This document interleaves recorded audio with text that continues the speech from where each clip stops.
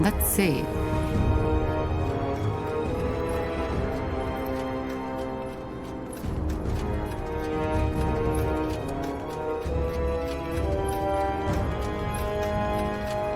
Ah, I was hoping you'd come by. That was quite the surprise visit, wasn't it? The Harbinger couldn't have picked a better time for his attack. I guess you could say that. How's your injury? That blast from the barrier looked quite painful. The blast? Oh yeah, sure. I'm as good as new. One of the perks of being a light mage. Tahar, I'm sorry. For everything. What do you mean? Well, what you discovered in that dungeon. I didn't see that coming, honestly.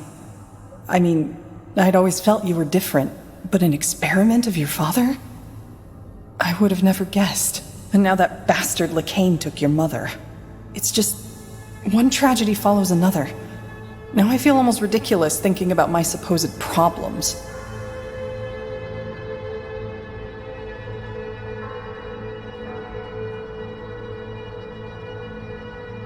We can still save her. Yeah, I know. And we will. Blazes. How crazy does that all sound? A half-shaper whose mother's spirit has been stolen by a religious fanatic. If all this weren't actually happening, I'd think I'd be watching a bad play. Though you'd definitely be the tragic hero in this, and I don't envy you.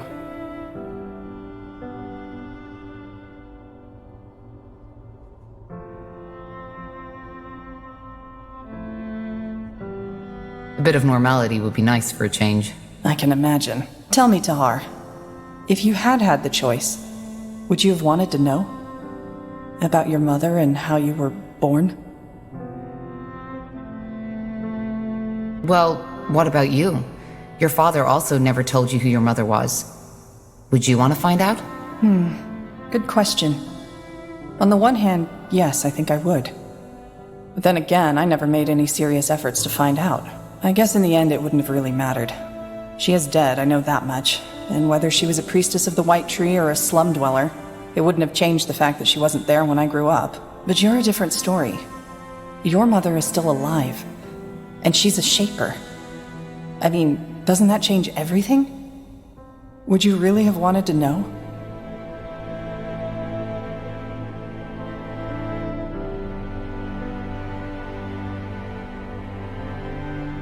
Yes. It's always better to know the truth. Is it? Sometimes I wonder if the truth doesn't just make it all worse. Anyway, shaper or not, it's good to have you back. Honestly, there were times when I was worried you wouldn't ever wake up again. Well, it's good to be back. Stoic as always. Anyway, in case you were wondering, I'm not planning to leave now. If you need my help, I'll be here. You don't need to stay. You know that, right? Our work with the Purity is over, and nothing's stopping you from going back on the road. Safer than mage-murdering Lightbringers, right? Look, unless you want me to leave, I'll stay, and I'll fight. And no, I'm not trying to sound heroic. Apart from the fact that there's worse company than you, the dwarf, and the others we picked up along the way, I can't just stand by and watch while those bloody fanatics do their best to plunge this world into yet another war. Thanks, Iria. I really appreciate it. Great. And now that we've got that out of the way, you should get some more sleep. You still look like a walking corpse. Don't make a habit out of it. I'll talk to you later. Corporal? Need anything? You never told me why you fled Finn and Mir. Fair enough. You've given me little reason to distrust you, so... Oh well. Let's just get this over with. I already told you about my father, how to him I had always been more of an asset. Well, after my father died, I decided to become a novice. A novice? Someone aspiring to be a priest of Ellen. I don't know why I did it. It was something my father had always considered a backup plan if an arranged marriage wouldn't work out. Part of it was probably because obeying my father was all I knew at that time. What does life as a priest of Ellen look like? Boring. Though not as boring as a Northander monk's life. You are free to have family and to indulge in the earthly pleasures. Still, your life is devoted to worship. And for a priest of Ellen, that means healing the sick and preserving Ellen's greatest gift, nature. Was it difficult to receive the novitiate? Not for me. First of all, I was a good candidate. I was still very young, not even in my 30s. And I already knew a great deal about magic and healing. Secondly, I was, after all, pure blood. That helped as well. But something happened. Yes. In my first year, I fell in love. That crazy, hot-blooded, head-over-the-heels kind of love that the bards all sing about. The boy felt the same way, and for the next year it was, well, it was perfect. It was the two of us against the world. Maybe you know that feeling. What was his name? Doesn't matter. And the priests didn't mind? Priestesses. Only women are allowed to teach. And no, they didn't. Elves consider love to be a blessing of Ellen. Forbidding it would be near absurd. I have no clue where your monks got that idea from. Though, of course, that boy and I tried to, restrain ourselves when the situation demanded it.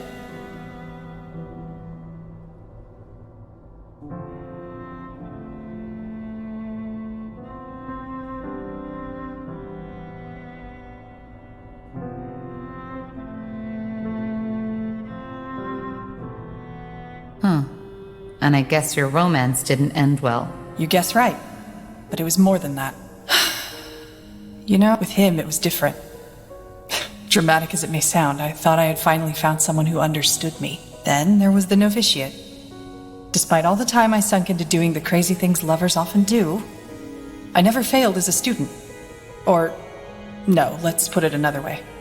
I was the best. In every aspect. Which didn't sit well with some people. No. And eventually, they made sure I felt it. They excluded me from everything. Stared at me when I walked by. It hurt, yes, but I convinced myself it didn't. I've always been good at that. Did it take a toll on your relationship with that boy? More than that.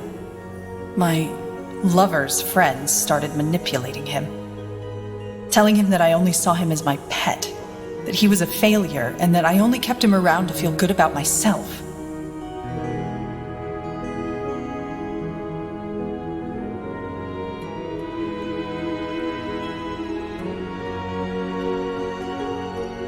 That's toxic. It was. And their seeds met fertile ground. You see, we novices all knew that only 4 out of 20 will be granted priesthood at the end of our training. And being a failed novice leaves you with a mark you'll keep for the rest of your life. It all looked peaceful on the surface, but beneath that it was an arena. And these other novices, they made sure my friend became aware of that fact. To him, I started being a rival as well. And do you want to know the biggest joke of it all? I didn't see it. The idea that, I don't know, that he would listen to them. That he would ever reach a point where he'd put what we had below his hurt pride and his fears. It never crossed my mind. So, what happened? Well, he knew I was curious by nature, so one night when we were in bed together, he suddenly asked me if I wanted to go on an adventure. Of course I said yes. So we snuck out into the cloister's courtyard. It was beautiful. The night was cloudless, and the old oak, our cloister shrine, had just begun to bloom.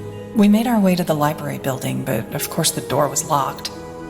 Out of nowhere, he pulled a key, grinning at me, and opened it. It was insane. As you can imagine, priests aren't known for being lenient towards these kinds of trespassings. We were risking our novitiate, and I didn't even know the reason, but I liked it. And we were doing it together, weren't we? It was exciting. He took my hand and we went to the High Priestess's office. We opened the door and went inside, and there he finally told me what we were here for, to open the grimoire.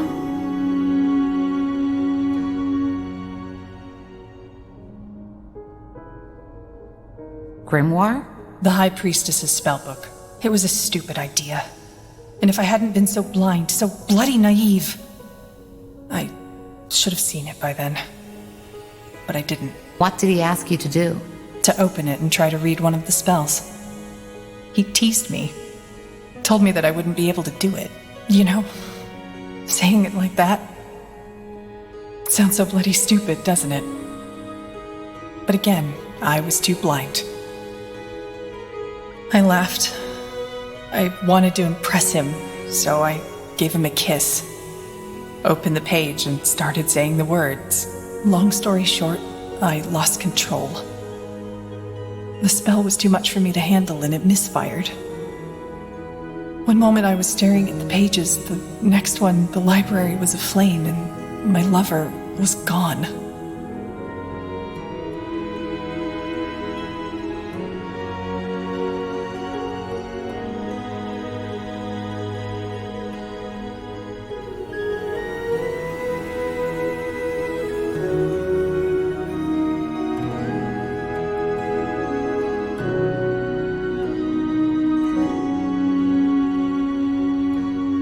I'm sorry. Don't be. I was the one too stupid to see it coming. How far did that fire spread? Not far. It was put out before it could do real damage. But, of course, that was the end of novitiate. I was thrown into the cell of shame and sentenced to 12 years of polishing prayer banks and cleaning floors in the shrine. Did you try to tell the priestesses the whole story? No, I just sat there and smiled. Of course I did. But my love had all his friends to back him up. To them, it wasn't even a trial. It was a feast.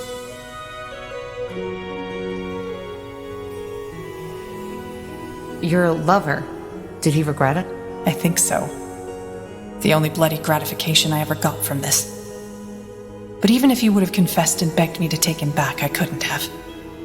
All that connection, that trust, it was gone. Worse, it was tainted. But you never polished those prayer banks, am I right? No. In the night after the trial, they still let me sleep in my chamber. Thoughtlessness, I suppose, or maybe they simply didn't care. I got my things, left, and never came back. So, here it is, the whole truth. No dark secrets, no assassinations, no necromantic rituals. Just a plain old broken heart. Compared with all that shit you had to go through, it almost sounds ludicrous.